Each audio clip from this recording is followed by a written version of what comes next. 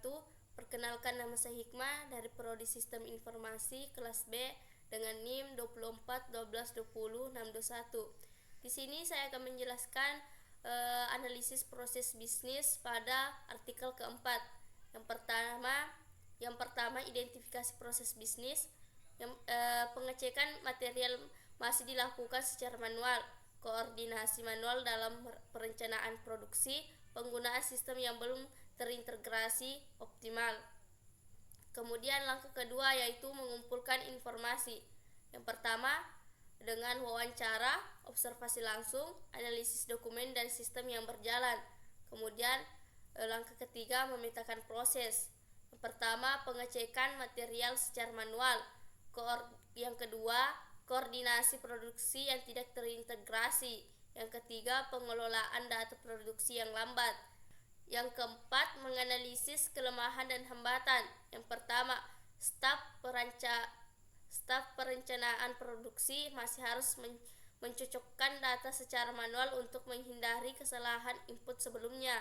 Kemudian yang kedua komunikasi antar unit masih manual tanpa sistem yang terintegrasi sehingga memperlambat dalam pengambilan keputusan terkait produksi karena informasi tidak tersampaikan dengan cepat. Kemudian pengelolaan data yang tidak terintegrasi. Langkah kelima merekomendasikan perbaikan. Yang pertama menggunakan sistem otomatis. Untuk pengecekan stok.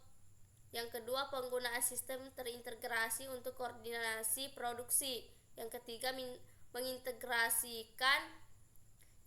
mengintegrasikan sistem otomatis. Langkah keenam mengimplementasikan perubahan. Yang pertama mengintegrasikan sistem database dengan gudang. Yang kedua membangun sistem berbasis cloud. Yang ketiga mengembangkan sistem analisis otomatis. Kemudian langkah ketujuh melakukan evaluasi dan pemantauan.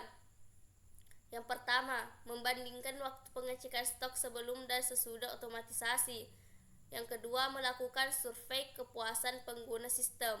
Yang ketiga mengukur kecepatan sistem dalam menghasilkan laporan otomatis. Itu saja yang dapat saya jelaskan mengenai analisis proses bisnis pada artikel keempat. Saya akhiri dengan ucapan Assalamualaikum warahmatullahi wabarakatuh.